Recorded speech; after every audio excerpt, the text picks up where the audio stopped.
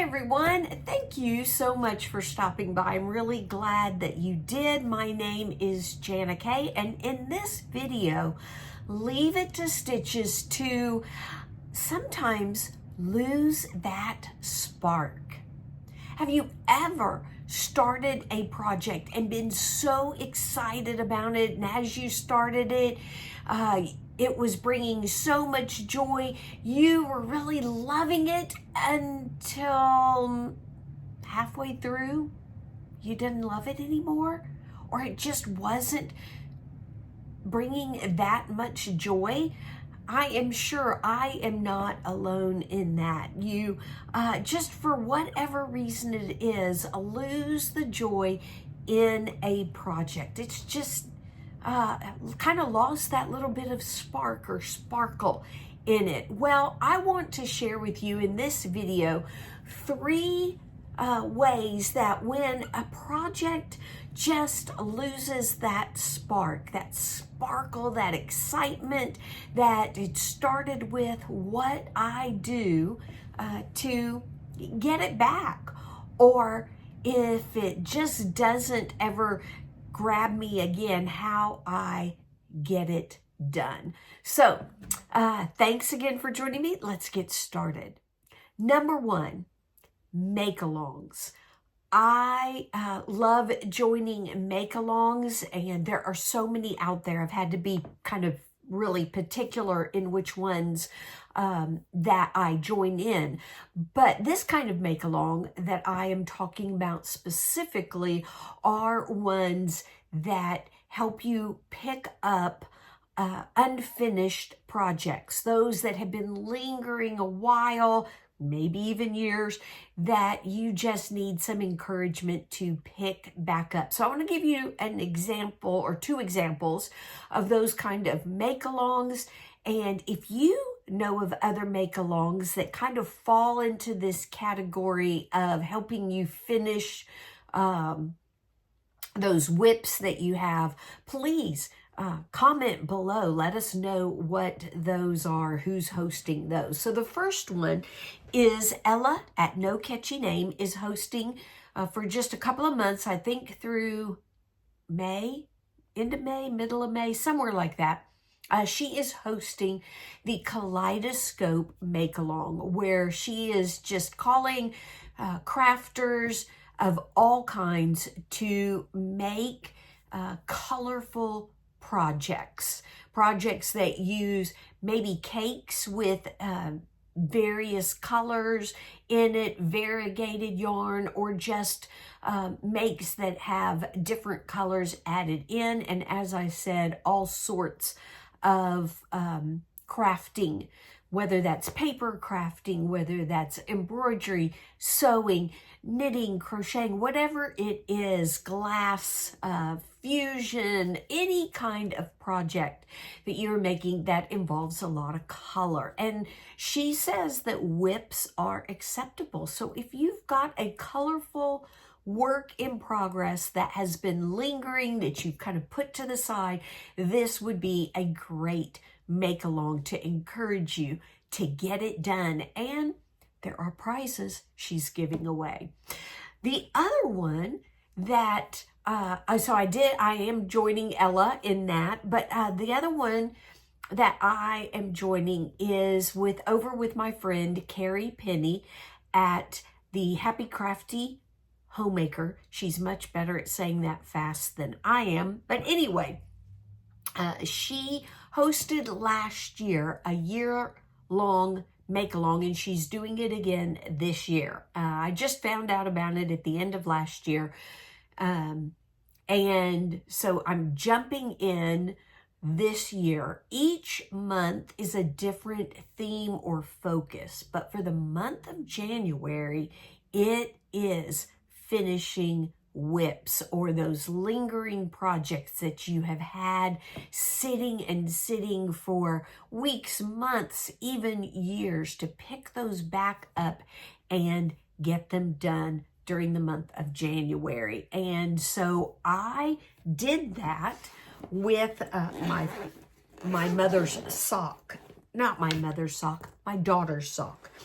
So I have had this sock on the needles for a long time. Since the end of summer, I started this sock and I started my mother's sock. Now, I did finish my mother's sock, I think it was before the end of the year in December. I did finish my mom's sock, but my daughter's sock was just sitting and sitting and sitting on the needles. And really all I had left were the toe decreases. And so joining in, I really only joined the middle end of January this past week when I finally got around to catching up on all my videos that I've been missing and watched hers and knew what this year-long make-along was all about. And so I picked up the sock and I finished the toe. I think this might be the best job that I have done on the Kitchener stitch.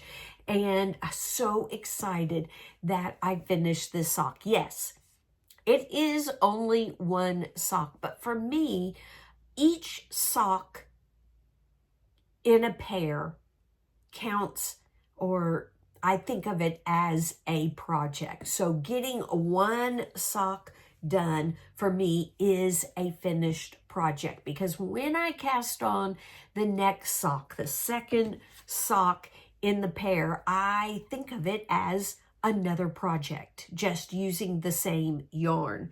And so for me, getting this sock done off the needles so I can start the next one, it was so helpful to join in the make-along, share my photo with a community and say, I got this lingering whip done. So community, very important.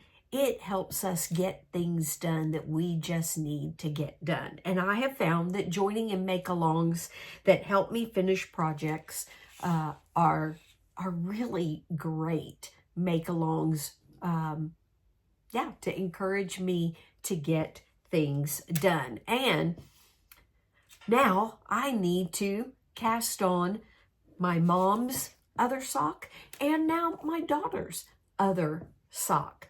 And so that brings me to the next thing that I do when I get stuck with a project that is not bringing me a lot of joy anymore, or just lost that spark.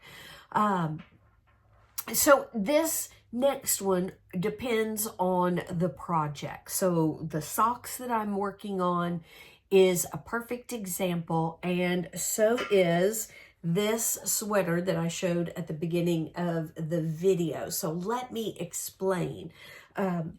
My advice to myself, something I do to kind of bring that spark back into a project, is just start. So for the socks, yes, they are, as I said, I consider them like a project in and of itself, but eventually I want to get both of them done so I can give it to my mom and my daughter, which means I just need to start and cast on the second sock.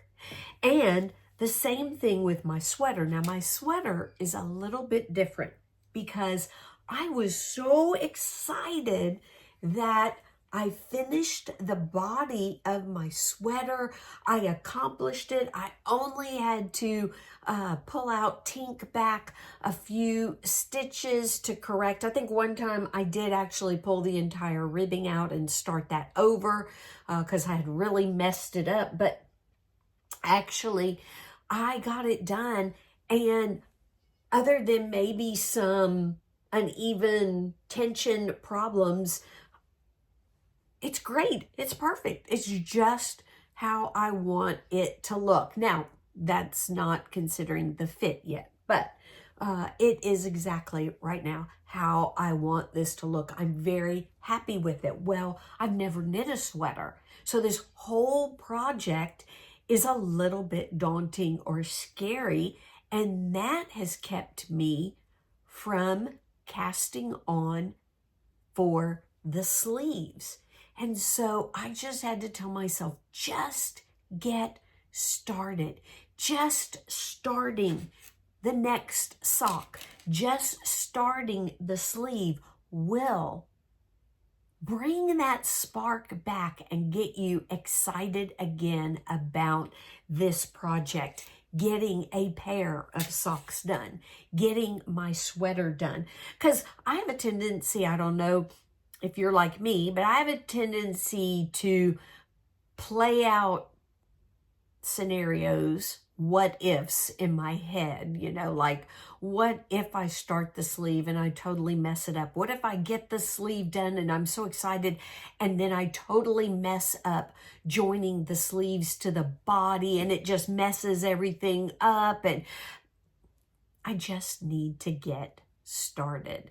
And so I did. I bought some 9-inch circulars in 5mm needles, which is what I used on my sweater, and I started on my sleeve, and it's coming along. And actually now it's one of those projects that I look over at and go, oh, I want to be working on it.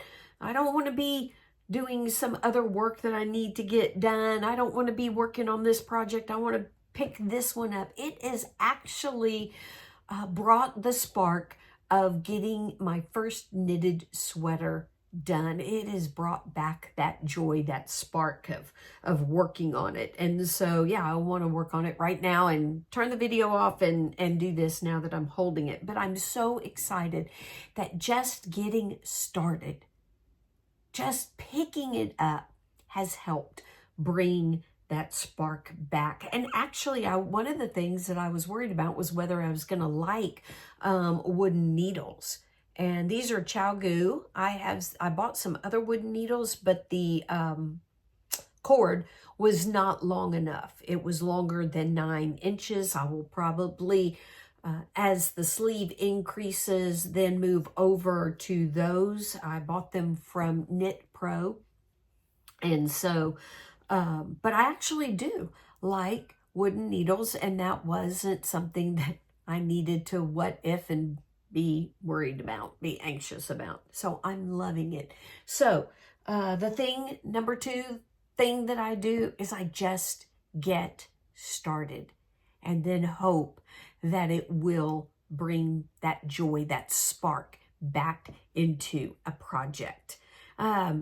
So the third thing that I do with projects is I reward myself. So there are projects where the spark is just not there, and it's not something like a sock where you can just cast on the second one, or a sweater where you can just, you know, you finish the one section, the body, and you're ready to start with the next section. You know, some cardigans are like that. You do a front panel or 2 front panels and a back panel, and it's just getting started. Some projects are just ongoing, and you need to do something to get the project done.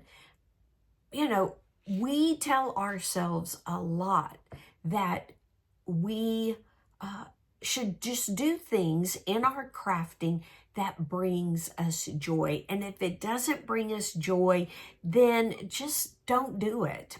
And we have the luxury of doing that with our projects for the most part. There are some people that are making projects for someone else. It could be a charity, it could be a family member or a friend. It could be that they're making it to sell and they need to get it done. And sometimes we need to persevere. Perseverance is actually a great quality to have. It not just in our crafting, but it affects all areas of our life. And so, yes, in crafting, if it doesn't bring joy and we have the luxury, we can put it aside and just forget about it, rip it back, do something different. But sometimes, rewarding yourself for getting things done can bring that spark back. But sometimes it doesn't. But I do know that when you finish a project, the joy that it brings to have accomplished something, especially if it's a bigger project, is amazing. So I used to run and enter races, and I have to say that in the middle of the race, in the middle of my run, I was not having fun. And it's running. I could stop if I wanted to because I wasn't experiencing joy. But crossing the finish line brought so much joy and just this sense of accomplishment that it was very sparkly and joyous. And so it's kind of like that. It's kind of like running that race and crossing the finish line. No matter where you finish, even if it's last, it feels so good to get the project, to get that thing done. And I know with running, the finish brought me joy. So I reward myself along the way. It's kind of like those water stations when you're running, or the groups of people that are standing along the road cheering you on. And that's what I do when I have a project that doesn't have that spark, is not bringing me joy for some reason. It could be because I've started new things, new whips that I would rather work on. Like now that I've cast on my sweater, this is now caught my attention, and it is something I really look at and go, oh, I'd rather work on this. So sometimes it's new projects, new things that take away from older projects. Sometimes it's the mundaneness of a project, doing the same thing over and over and over again, that kind of helps it to lose that spark a little bit. But whatever it is, rewarding myself along the way really happens. Now, I'm going to show you my mosaic blanket. And I love my mosaic blanket. So don't get me wrong, it's not that it's lost its spark, but it is the same pattern, a bunch of snowflakes, row after row, and it is the same stitches. It is double crochet in the front loop or single crochet in the back loop, over and over, row after row after row. And that can get a little mundane. So what I do is I will either give myself a row count and say, okay, I'm going to do 3 to 4 rows of the blanket, and then I can pick up another project. Or I can take a break and have a cup of coffee, or dessert, or if I want to watch a show or read a book. It's like giving myself a goal. Maybe it's not rows, but it's a time limit. I'm gonna work on this blanket for 30 minutes. At the end of 30 minutes, I'm gonna do something else that I want to do that brings me joy. A lot of times, seeing something just develop and seeing, like, well, I'm using very colorful yarn, just seeing all the colors come out, changing from one to the next, does bring back that joy. But I do know that when I get this entire blanket finished, it will bring me so much joy, and it will be worth persevering through those times when I just don't want to pick it up.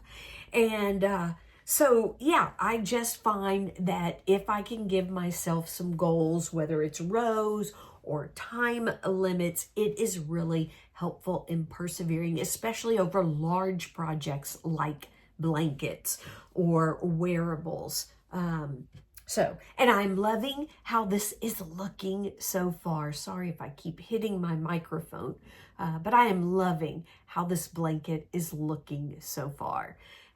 So one additional thing that I did think of that I just want to add in, and I am not the best at this.